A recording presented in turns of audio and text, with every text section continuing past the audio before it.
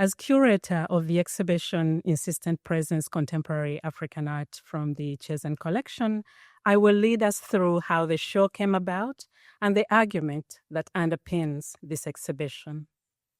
A dark-skinned woman, her head tilted back and her legs stretched across a white canvas as if wanting to burst out of the frame. Strained muscles push against the skin in the figure's chin and arms. The figure's skin tone appears monochrome from a distance. But upon close inspection, one notices layers of subtle gradations of brown. The white background also reveals a gritty texture achieved by the artist's use of a paint roller brush. Tanzanian artist Sungi Mulengea titled this work Ruka, a Kiswahili word meaning jump. The unencumbered figure and title demonstrate that Mulengea's reference is the body in unencumbered motion. This is the work one encounters when entering the exhibition space. At the same time, the viewer's attention will be drawn to another high-contrast work that demands also close inspection. A large recumbent figure is depicted in a foreshortened pose on a black ground painted on corrugated cardboard. Painstakingly painted patterns in red, blue, white lines and dots define the body's form underneath the black clothing and heavy boots. However, the exuberance of these patterns is at odds with the aggressiveness suggested in the minuscule soldiers, fighter tanks, and the Statue of Liberty brandishing a sword that surrounds the figure. The title, Afrique, Afrique, Afrique. The Senegalese artist Omar Ba seems to I should have not added this word. It is hard to pronounce, makes the continent look like a figure, like a human being. So I'm skipping that word altogether. So the African continent, dressed in camouflage clothing, which should be understood as protective in a world in which power is abused and weapons of violence proliferate.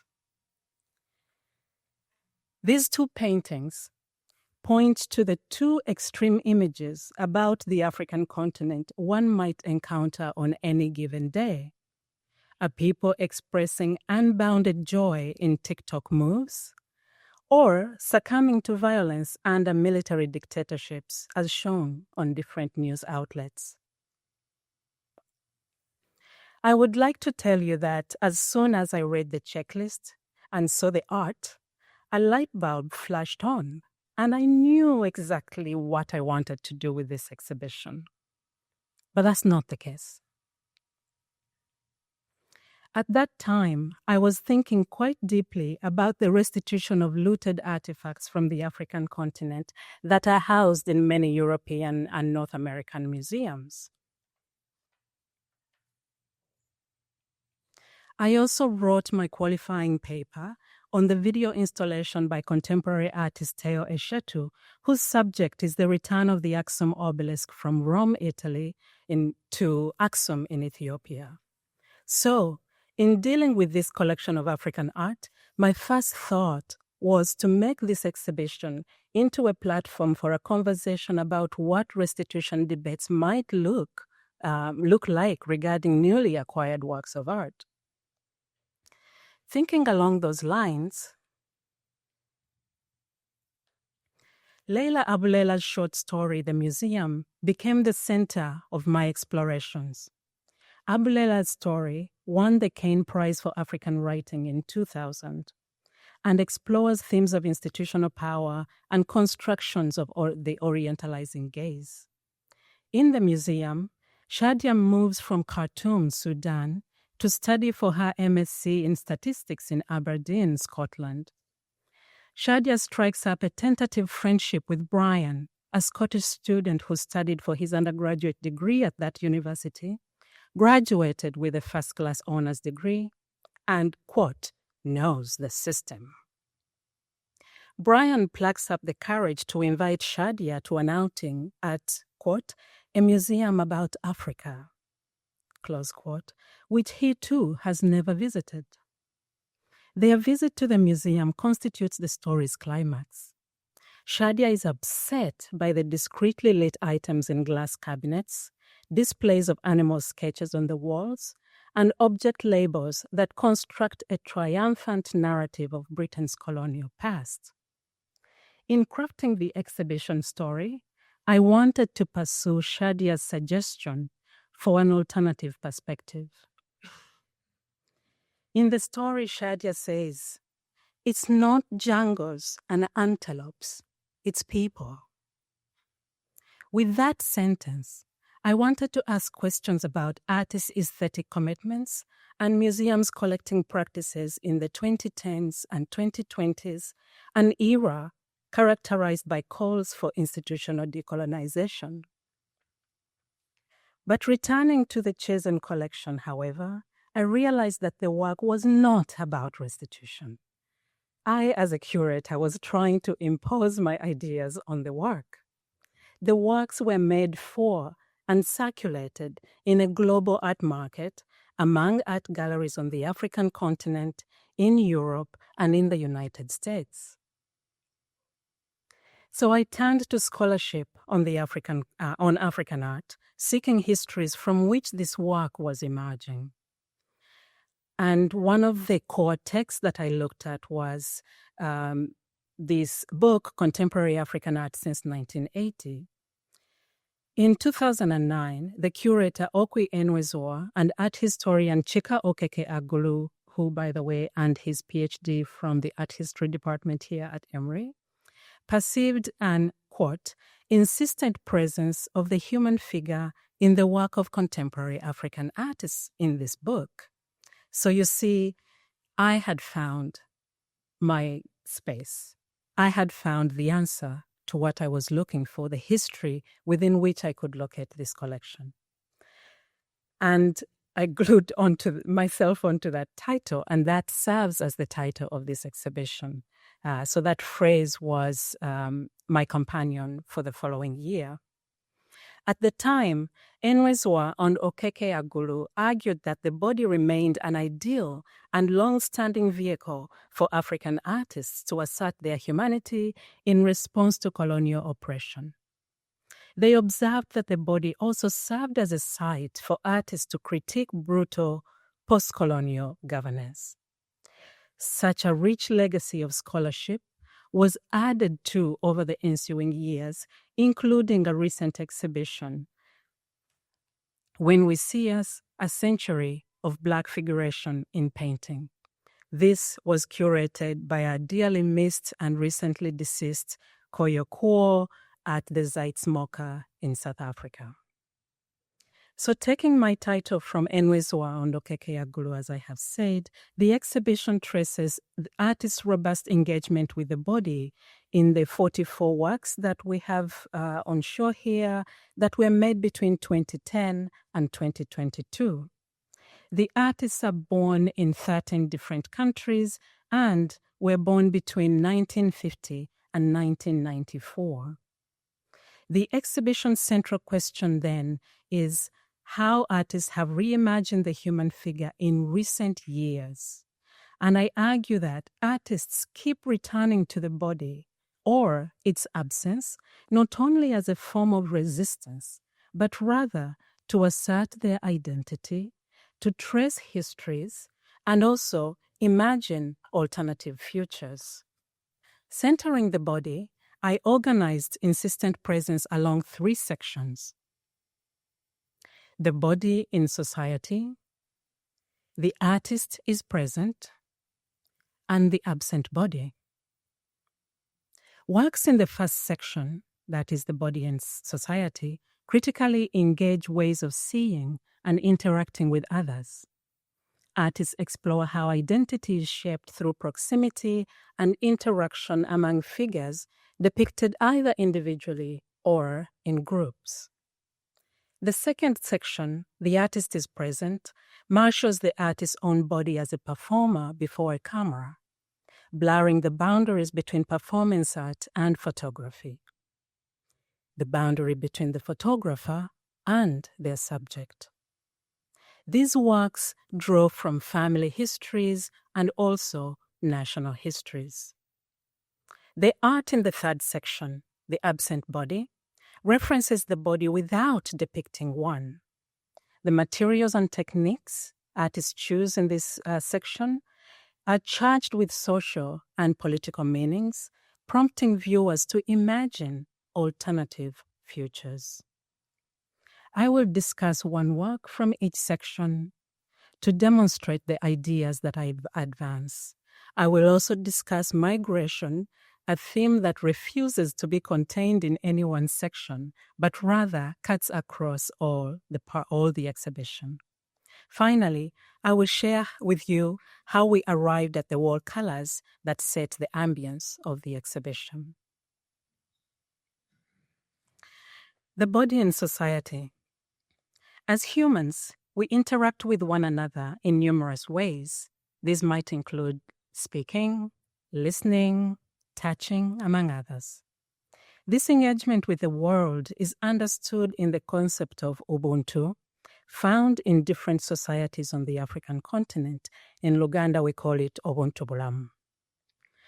Ubuntu foregrounds the idea that the self is defined in terms of our relationships with others.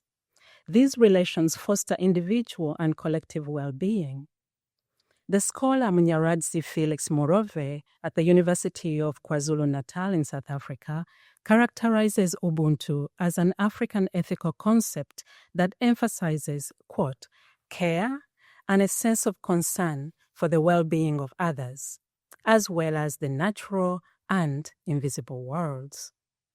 We can glean from Morove's writing that compassion for others lies at the core of practicing the concept of Ubuntu. The work we have here is by Senegalese artist Malik Weli, who should be here. Malik, are you here? Oh, yes. Fantastic. You made it.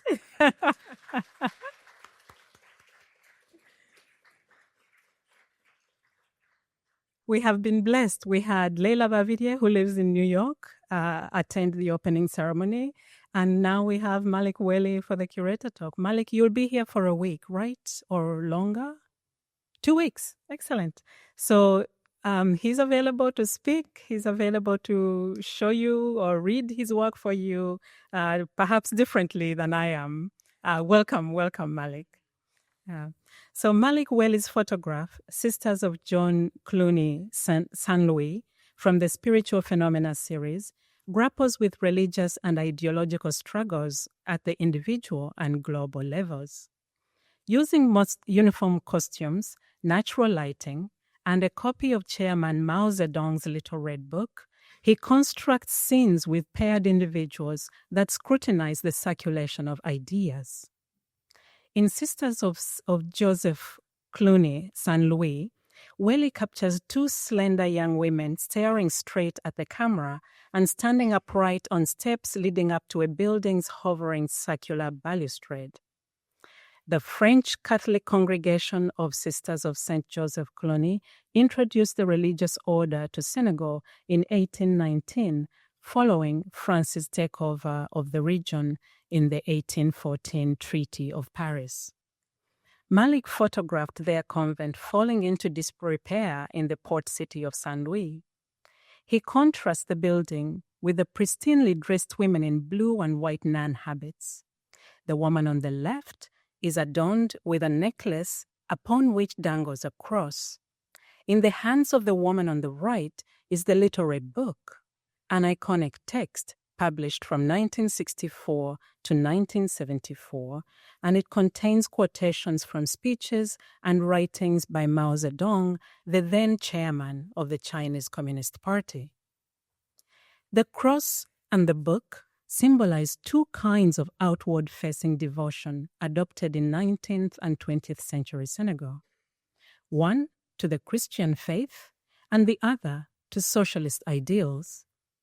Individual believers' choices about adornment allowed for private bodily sensory experience of thin metal grazing the skin and a public display of faith. Reading Mao Zedong's writings involved more than gaining a private cognitive understanding of the text. Rather, the tactility of the paper and the book's small size enabled haptic intimacy with the pages and an intellectual connection to communities reading socialist material around the world. Whaley seems interested in how each individual responds uniquely, as seen in the subtle differences in the women's costumes. Yet, by using the formal vocabulary of color, shape, and texture, Whaley brings to the surface belonging to a larger ideological and spiritual community. To me, this is a kind of Ubuntu, forged through shared ideas that span large geographical areas. The second section, titled The Artist is Present, was inspired by Marina Abramovich. The title of that section was inspired by Marina Abramovich, an internationally known conceptual and performance artist. Her eponymously titled performance piece from 2009 explored the relationship between artist and audience. Performed over nearly 3 months at the Museum of Modern Art in New York, Abramovich sat still and silent in a chair opposite individual members of the public. The two stared at one another until the audience member decided to leave. Some people smiled, others frowned, while others became overwhelmed by the experience and broke down into sobs. Abramovich's performance exploring the here and now moment showed the limits and endurance of the body and, in turn, social relationships. That presence of the artist is seen in this exhibition. A case of exploring personal identity through photography, Nanaya Oduro photographs himself on rare occasions, but most often he records familiar men who form a collective group of particularly well-built bodies that enact the artist's emotions. So in this work, even if we're talking about the artist being present, he is not actually himself photographing himself and showing himself in the picture. So it's a different way of looking at portraiture. He is selecting subjects for his photographs who look like him, who he knows, and who are living in the area in which he's living. So it's a very interesting take on portraiture and self-representation. So Oduro's portraiture visualizes a form of self-fashioning and stages approximations of his physique and emotions enacted by models in his Accra neighborhood. The artist has said, quote, "In every work, I try to portray some actions that have physical relations to how I feel," close quote. Self-referential and perhaps more like self-portraits, these photographs of Oduro's friends, family members, and other people he meets who agree to pose for him are never meant for intimate family albums. Instead, Oduro's prints entrust the relatively private conversations of their making to public gallery spaces. He situates his work, therefore, within the broad parameters of global art circulation. Although Oduro started his career shooting photographs with an iPhone, he switched to using a Canon camera and developed a vocabulary of dark male figures punctuated by highlights of bright color. Muscular arms underscore the solid presence of the men photographed on the banks of a seasonally shifting salt pond in Accra, Ghana. Their purposeful hand gestures, holding soda bottles, pushing against a net, or resting on their heads seem permeated with intrinsic confidence in their ever-changing landscape.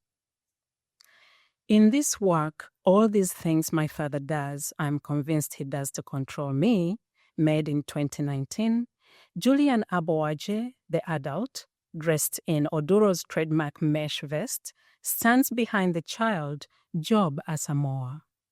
Both are centered in the composition in front of a clump of salt pond grass in Oduro's neighborhood. The figures' gestures echo one another. Right arm bent at the elbow, hands resting on top of the head, and left arm similarly bent at the elbow, but with the palm disappearing behind the lower back. They're suggestive of an ethic of obedience. Set against a pale sky, the generational relationship is doubled by the setting.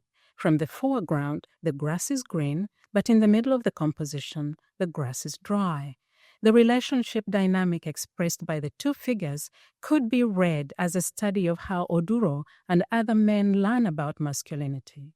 Although the narrative title appears to tell the whole story of the photograph, what the artist wants in these photographs is for the viewer to contemplate the subtle and sometimes overt ways in which men share and often question values passed on from one generation to another. In his words, he said, quote, "I think an image should have a good title." You might agree or disagree. I like his titles. To make the audience reflect in a particular direction, to understand what I'm trying to communicate. But I have never been a fan of explaining my work. The absent body. In the works presented in this third and final section of the exhibition, artists depict the body through accessories such as clothing and prayer beads and accoutrements such as furniture, as we see in this slide, prompting the viewer to form a mental image of the body. Artists suggest the body's presence using techniques as varied as the themes that they explore: fabrication, assemblage, printmaking, painting, sculpting. Artists in the absent body subsume the body to encourage us to imagine the world's messy and sometimes redeeming features. For Gonzalo Mabunda, the body is riveted to a concrete place, that is Mozambique. But the royal seat the artist constructs remains unoccupied. I will interject here to say that we will have a bigger exhibition, a solo exhibition by Gonzalo Mabunda in Atlanta at Akazi ATL Gallery in the Old Fourth Ward District. So I would urge you to go see that show. It opens in October, and our collaborators of Akazi are here sitting out front. You can talk to them about that show. And the artist will actually be in the country for 2 weeks. Almost 2 weeks, the beginning of October. Yeah, okay. In the Throne of Languages, made in 2019, a large throne with armrests is welded from deactivated or spent warheads, bullets, and AK-47 magazines flaking with rust. Rather than finish the grand seat with plush upholstery, Mabunda secures sharp protrusions of bullets in the seat and chair back, rendering the chair inherently unusable. An incredible amount of weaponry supported nearly 3 decades of fighting during Mozambique's liberation struggle that ran from 1962 to 1974, as well as in the Civil War that ran from 1976 until 1992. In 1995, the Christian Council of Mozambique selected Mabunda as one of 10 artists to participate in the disarmament and repurposing project named, I need somebody who speaks Portuguese. I don't know why I do this. Okay, I'll do it in English. Transforming Guns into Hoes, but the project's title is in Portuguese. Mabunda has since worked with decommissioned weapons for his sculptures, focused on the motifs of the throne and mask, and drawing from his lived experiences of war to examine the ruinous ways some individuals attain and retain power. The curator and art historian Ugochukwu Smooth Nzewi has characterized Mabunda's sculpture as working out the memories and scars of war in nation building. The throne of languages presents the detritus from war in the rusting weaponry and their layered histories as tools of control. In imagining sitting on the throne, we are eerily confronted by a mask-like face on the chair back, whose eyes and mouth are fabricated from shiny copper wire, drawing our attention to the seat as Mabunda's memorial to the dead, but also his expression of hope for a future without war. Those were the three sections of the exhibition. And now I will move on to the cross-cutting theme of migration. So despite my neatly laid out sections, some themes cannot be contained. Migration, for example, weaves across the three sections. In The Body in Society, Peju Alatishe depicts fear coursing through the bodies of those relocating to new countries. In her sculptural installation titled Bluer on the Other Side, The Problem with Immigration, created in 2018, diminutive nude and faceless figures, limbs twisting and torsos turning, straddle oars covered in Alatishe's signature vibrant hand-painted fabrics. The textile patterns and colors offer a pleasurable vibrancy while also reflecting the demise of Nigerian handmade practices. Although the figures sit close together, most appear absorbed in personal, deep thought. They turn away from one another and isolated from their surroundings. Alatishe underscores grief and loss in this installation, reflecting the darker side of Africa's past, forced movement via enslavement, and ongoing migration in search of better lives. In the second section, we see a different approach to this idea of movement. South African artist Lebohang Keganye examines photographs from her family albums and story about her deceased parents and grandparents that she collected from members of her extended family. So Keganye's process is long in that she takes the effort to travel over great distances in South Africa to speak with the relatives and gather these stories before she'll make any tableau that somehow reflects what she has been told. So that kind of process, almost like an ethnographic process, like going and living and being somewhere and gathering information and learning as much as one can, is not quite what we often characterize or think of as an artist's process of working. So Keganye in this work dresses up in fictive guises to reenact her ancestors' lives. She constructs collages of cut-out black and white photographs and objects to create the settings.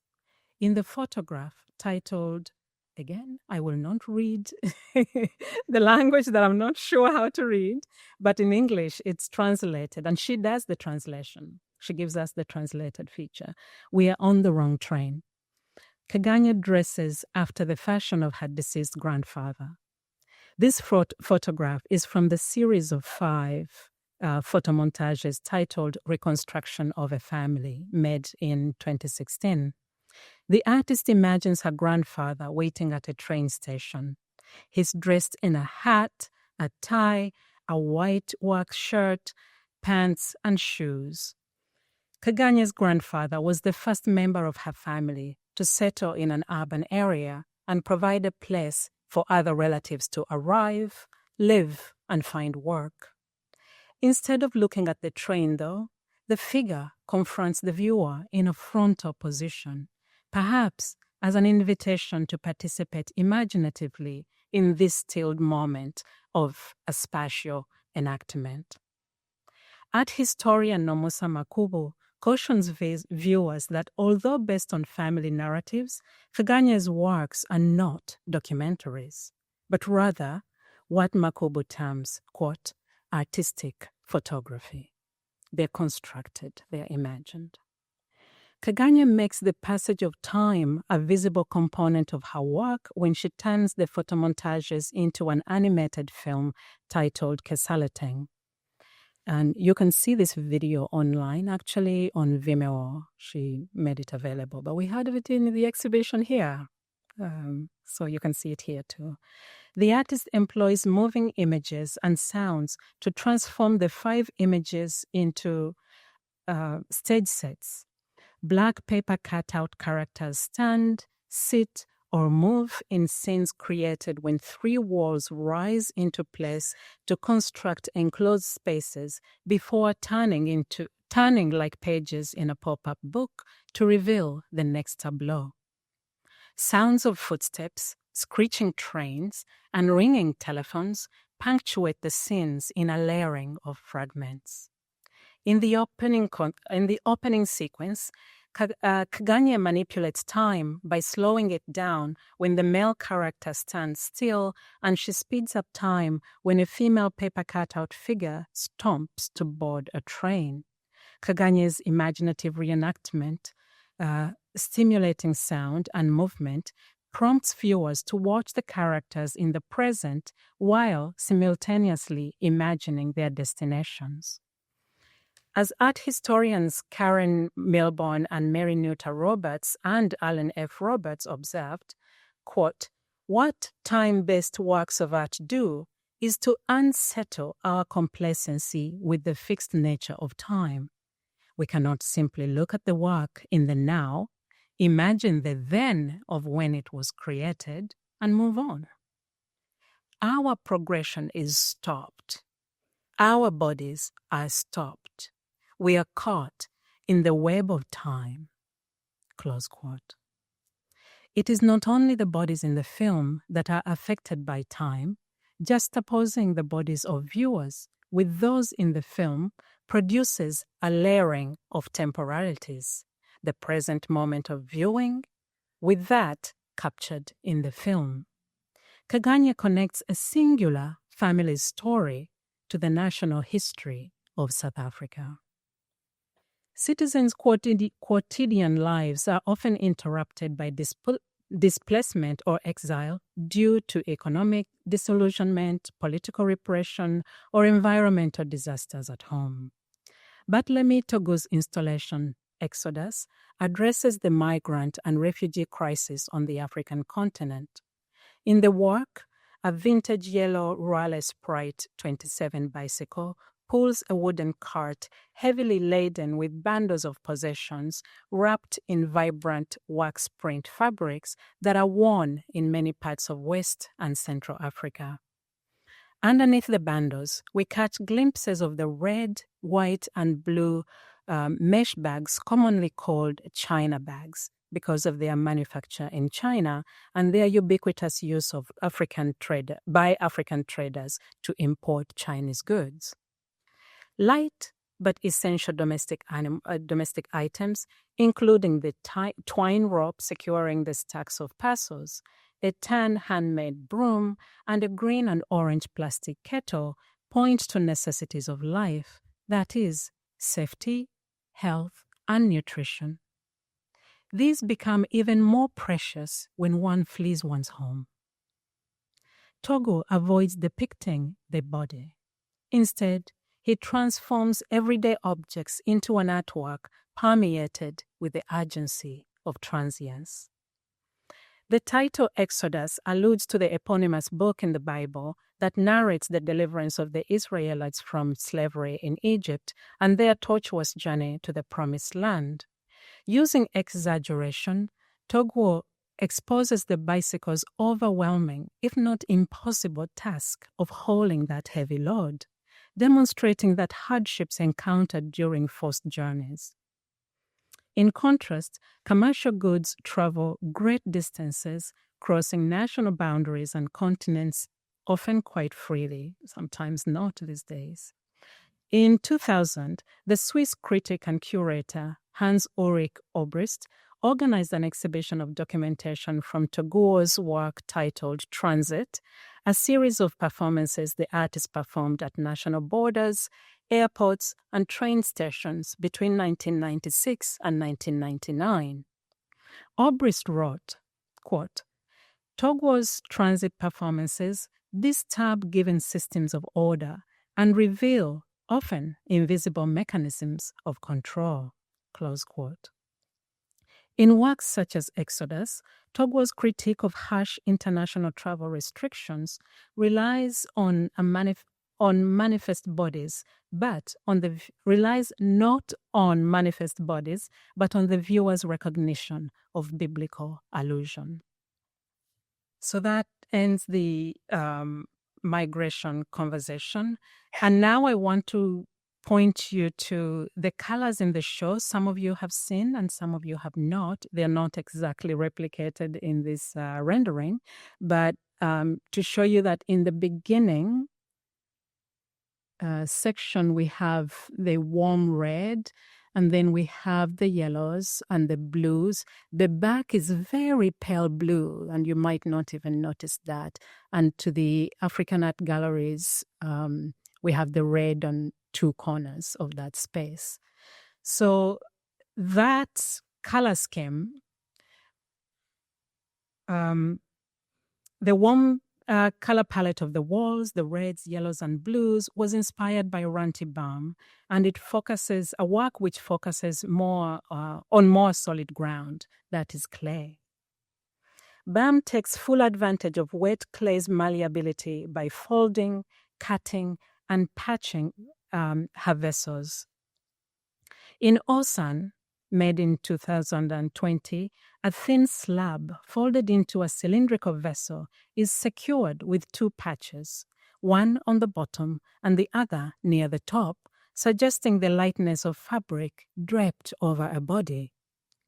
The artist decorates the surface using slip, that is liquefied clay, to paint wavy oranges and blues, or prints on it by rolling the slabs in sheets of newsprint or fabric before scratching to relieve a soothing tan color of the underlying clay vessel. She says of her subject matter, quote, "The names are extracted from Yoruba words. Once the piece is complete, I take a look at it and see what it conjures up in me, be that a feeling or an idea," close quote. Here, Osan means orange in the Yoruba language. It is a color with the fiery characteristics of the chromatic category known as pupa. Bam balances the warm orange with cool undulating blues, evoking the elaborate patterns of adire, a commercially woven cloth transformed by hand-painting designs with a cassava starch paste before dyeing with indigo. Osan further reminds us that the work communicates primarily to Yoruba language speakers. What connects it to broader audiences is its highly attractive surface treatment and evocation of cloth undulations and patterns that insinuate the curves of the human body. Here, I want to point out to you that what was most attractive, besides the history and the geographical references, cultural references in the work, was also the connections between the African continent and the US. They are painful many times, they are extractive, but we also recognize their existence and what it means for us to be here today, that we are connected, even if with a painful past. So one is the earth, the red earth, that gestures to ceramics, a medium or a work that we can find in a lot of cultures around the world, especially here in the Americas, as well as on the African continent. Traditions that still are alive and practiced on both continents. So I wanted to gesture towards that commonality. With the blue, I also gesture to the indigo. Indigo, which was grown here, particularly in the North and South Carolinas, and expanded, a plant that grows and is native to the West African region that we are speaking about. So those connections are painful, how enslaved labor was used in growing indigo, but also how we are facing environmental degradation by still using indigo in dyeing our jeans, which we love so much, but we still have environmental degradation. So we have this pull and push, the tension between the destruction and the productive, between the good and the bad, between the bright orange, lovely colors, and also what they signify, what we have missed and what we have destroyed. So towards the end of the exhibition, you will find that the education department has curated a set of books. We have a reading nook in there, and we also have a listening station. The excellent storyteller at the Chazen Museum, her name is Jennifer Fields, put together a set of interviews, and she created these podcasts that are fantastic. Please stop, listen to them, and also download or listen to them on your phone. They're available. The podcast is called Meet Me at the Chazen. So as you view Insistent Presence, please remember, presence is not always literal. Sometimes it is in a costume layered onto family recollections, and other times it is in clay that links geographies and generations. The exhibition reminds us that contemporary African art is not defined by geography, but by shared concerns of identity, of memory, of movement. In its refusal of a singular story, Insistent Presence advances a model for curating that is dialogic rather than declarative, open-ended rather than definitive. I invite you to look before you read my text, before you read the extended labels, and please challenge the labels when you do, and find for yourself what each work wants of you and talks to you about. Thank you so much.